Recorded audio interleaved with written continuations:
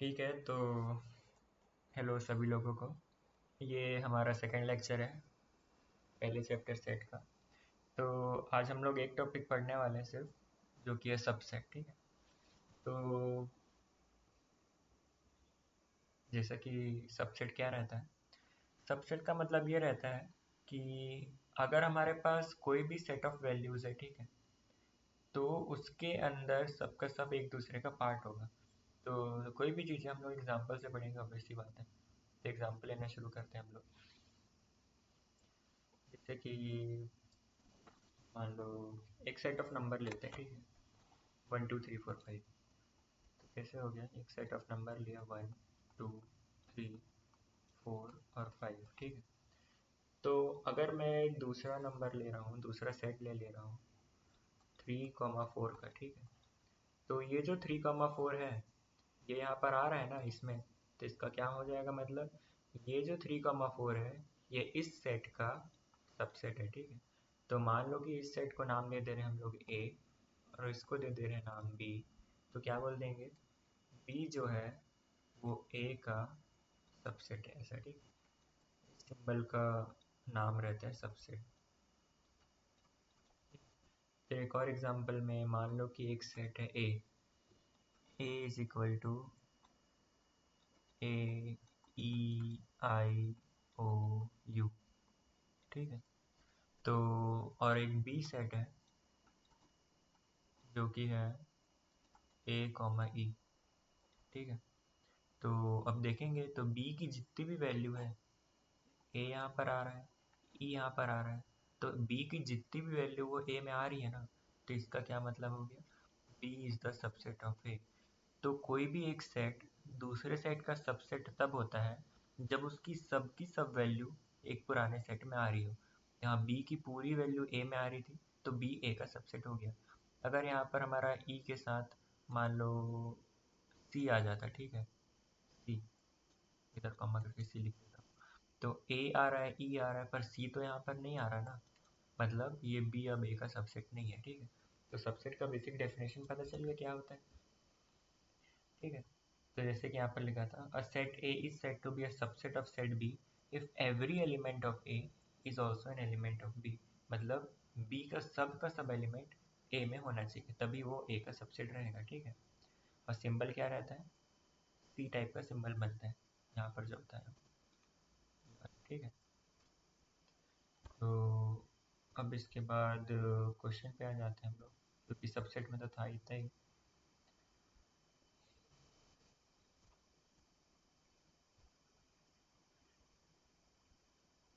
अब इंटरवल पे आते हैं। तो इंटरवल नॉर्मली दो तरीके का रहता है। इंटरवल,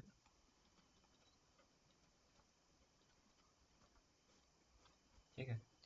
तो एक रहता है ये, एक रहता है ये, फिर एक आ गया इन दोनों का ये वाला कॉम्बिनेशन, और एक आ गया इन दोनों का ये वाला कॉम्बिनेशन, ठीक है। तो एग्जांपल लेके समझते हैं। मान लो कि नंबर है 1 2 3 4 5, तो अगर हम लोग ये नंबर को ब्रैकेट में लिखते हैं 1 2 3 4 5 पैरेंथेसिस में, तो इसका मतलब क्या होता है, इस पूरे के अंदर 1 और 5 इंक्लूडेड नहीं है। सिर्फ क्या क्या नंबर है, इसका आउटपुट क्या रहेगा, 2 3 4, ठीक है। और अगर सेम चीज़ हम लोग स्क्वायर ब्रैकेट में लिखते हैं 1 2 3 4 5 को, मतलब 2 3 4 तो है ही, पर इसमें 1 और 5 भी इंक्लूडेड रहेगा, ठीक है। तो इसका आउटपुट क्या हो जाएगा, 1 2 3 4 5, ठीक है। सिमिलरली अब इससे कॉम्बिनेशन पे आते हैं। ये वाला हो गया। अब इस पे आते हैं, ठीक है। तो मान लो ऐसा लिख रहे हैं 1 2 3 4 5, ठीक है। तो नहीं, यहाँ पर अपना क्या आ जाएगा, पैरेंथेसिस, ठीक है। तो स्क्वायर ब्रैकेट का मतलब क्या रहता है, जो भी पहला नंबर वो भी इंक्लूडेड रहेगा, और पैरेंथेसिस का मतलब क्या रहता है, उसके पास वाला जो है इंक्लूडेड नहीं रहेगा, है ना। तो इसका मतलब क्या हो गया, बीच वाले तो सभी रहेंगे, 2 3 4 इंक्लूडेड है, ठीक है। यहाँ स्क्वायर ब्रैकेट लगे तो 1 भी इंक्लूडेड रहेगा, और यहाँ पैरेंथेसिस लगा है तो 5 इंक्लूडेड नहीं रहेगा, तो इसका आउटपुट सिर्फ इतना होगा। और इसका बाद वाला जस्ट इसका उल्टा रहता है। मान लो यहाँ पर पैरेंथेसिस है शुरू में 1, 2, 3, 4, 5 अगर आ रहा है और यहाँ पर स्क्वायर ब्रैकेट है, तो इसका आउटपुट हो जाएगा 2, 3, 4। ठीक है, ऐसे काम करते हैं इंटरवल। 4 तरीके के रहते हैं। पहले जिसमें बीच का वैल्यू आता है, दूसरा वाले में सब इंक्लूड हो जाता है, और आखिरी के 2 उसके कॉम्बिनेशन रहते हैं।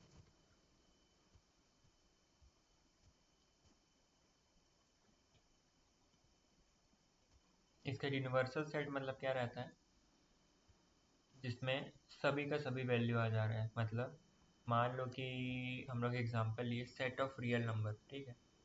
तो सेट ऑफ रियल नंबर में क्या आ जाएगा, सेट ऑफ रियल नंबर में जितने भी नंबर वो आ जाएंगे ना। मतलब रियल नंबर में क्या क्या आता है, जो पिछले वाले में देखे थे हम लोग, यहाँ पर डायग्राम, ये जो रियल नंबर है ना, रियल नंबर के अंदर ही पूरा का पूरा नंबर आता है ना। तो अगर मैं सेट ऑफ रियल नंबर बोल रहा हूँ, तो उसमें जितने भी तरीके के नंबर होंगे वो सबके सब आ जाएंगे। तो जब भी पूरा का पूरा एक क्वांटिटी किसी चीज़ के अंदर आ जाता है, तो उसको यूनिवर्सल सेट बोलते हैं। जैसे कि एक और एग्जांपल में मान लो कि मैं ले रहा हूँ सेट ऑफ अल्फ़ाबेट, ठीक है। मान लो सेट ऑफ अल्फ़ाबेट मैं ले रहा हूँ, तो उसके अंदर क्या आ जाएगा, ए बी करते करते पूरा जेड तक आएगा ना। तो ए से जेड तक पूरा अल्फ़ाबेट आ गया, इसके अलावा कुछ बचा क्या, नहीं बचा ना। तो सेट ऑफ अल्फ़ाबेट में जब पूरा का पूरा अल्फ़ाबेट हमारा आ जा रहा है, तो उसको हम लोग बोलेंगे ये एक यूनिवर्सल सेट है। ठीक है, ऐसा हो गया। अगर मैं बोलता कि सेट ऑफ वॉवल करके ना, तो इसमें फिर सिर्फ ए ई आई ओ यू आ रहा है। पर क्या बोलते हैं, अल्फ़ाबेट तो हमारे पास बहुत सारे हैं ना, 26, पर अभी सिर्फ 5 आ रहे हैं। तो ये अपने यूनिवर्सल सेट नहीं है। यूनिवर्सल सेट कब होता है, जब उसके प्रकार के सब उसके अंदर आ जा रहे हैं। ठीक है, तो इतना हो गया। फिर हम लोग एक्सरसाइज पे आते हैं। एक्सरसाइज पे मोस्टली पहला क्वेश्चन देखते हैं, तो उसमें क्या बोल रहे हैं, हम लोग बताना है कि वो एक दूसरे का सबसेट है कि नहीं। ठीक है, तो हम लोग करके देखते हैं। पहला वाला क्वेश्चन क्या है, हम लोग को पूछ रहा है 2, 3, 4 1, 2, 3, 4, 5 का सबसेट है कि नहीं। तो जो 2 है वो इसमें आ रहा है, 3 भी आ रहा है, 4 भी आ रहा है। तो इसका सब का सब इसमें आ जा रहा है ना, मतलब 2, 3, 4 इसका सबसेट है। ठीक है, फिर अगला में ए बी सी डी का सबसेट है कि नहीं। तो ए इसमें है पर इसमें नहीं है, मतलब सबसेट नहीं होगा ये। तो ऐसे ही करके बाकी को करना है। ठीक है? और फिर सभी उस तरीके का ही है, इसमें फिर ट्रू फॉल्स बताना है सेकंड क्वेश्चन। थर्ड वाले में देखते हैं, बोल रहे हैं कि एक ए सेट दिया है 1, 2, 3, 4, 5 का। अब इसमें से पूछ रहे हैं कि कौन सा नीचे स्टेटमेंट गलत है। ठीक है, तो इसमें देखेंगे तो जैसे कि दिया 1, 2, 3, 4, 5। ठीक है, नीचे देखते हैं।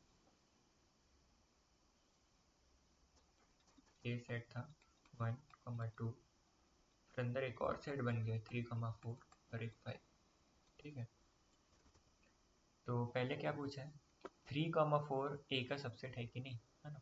तो पहला वाला जो क्वेश्चन है 3, 4 अपना अंदर आ रहा है ना, तो ए का सबसेट हो गया, मतलब ये ट्रू हो गया। फिर 3, 4 बिलोंग्स टू ए।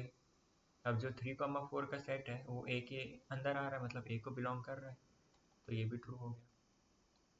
फिर अगला पूछ रहा है कि यहाँ पर ध्यान से देखोगे तो एक ब्रैकेट 3, 4 का है, ठीक है, और एक ब्रैकेट है मेन सबसेट का, पूरे के सेट का।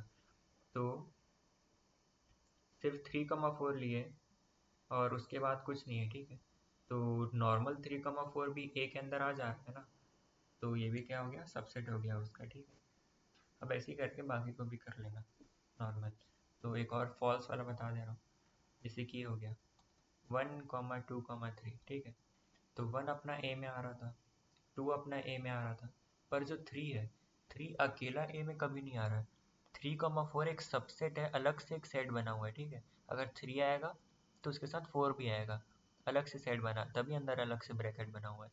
तो यहाँ पर जो 3 है हम लोग को अलग दे दिया है, ठीक है। तो अलग से 3 तो आ नहीं रहा था, मतलब ये जो 1,2,3 है ये ए का सबसेट नहीं है, तो ये वाला जो है फॉल्स हो जाएगा, ठीक है। तो ऐसे करके हम लोग को बाकी सब सॉल्व करना है, ठीक है। और फिर एक क्वेश्चन है जैसे कि write down all the subset, ठीक है। तो इसका एग्जांपल देता हूँ। मान लो कि एक एग्जांपल ले लिया, ए कॉमा बी कॉमा सी, ठीक है। तो इसके सबके सब सबसेट बनाने हैं ना, तो क्या कर सकते हैं। सबसे पहले एक फाई हमेशा किसी भी सेट का सबसेट रहता है, ठीक है। तो सबसे पहले एलिमेंट तो वही रहेगा। फिर सबको इंडिविजुअली लिख दो, पहले ए आ जाएगा, फिर बी आ जाएगा, फिर सी आ जाएगा। इसके बाद क्या, दोनों को हम लोग कॉमन भी लिख सकते हैं। ए कॉमा बी आ गया,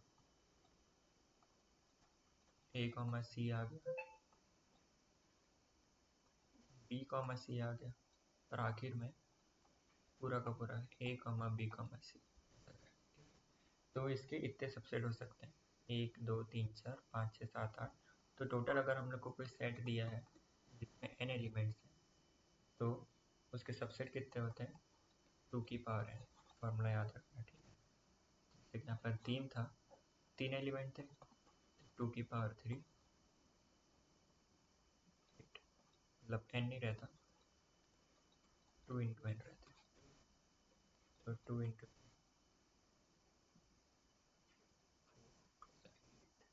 सही बात है, n रहेगा यहाँ पर, पावर में n रहता है। तो इधर गलती हो गया थोड़ा सा, इसको फिर से लिख। किसी भी सेट में अगर n एलिमेंट है तो उसके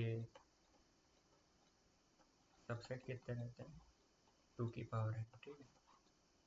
तो ऊपर वाले में n की वैल्यू क्या थी, 3, तो 2 की पावर 3 8 हो गया ऐसा, ठीक है। तो ये क्वेश्चन था ऐसा, नॉर्मली 1 2 मार्क्स में आता है। उसके बाद बाकी सब क्वेश्चन भी ऐसे ही है, देखता हूँ कुछ अगर अलग हो तो।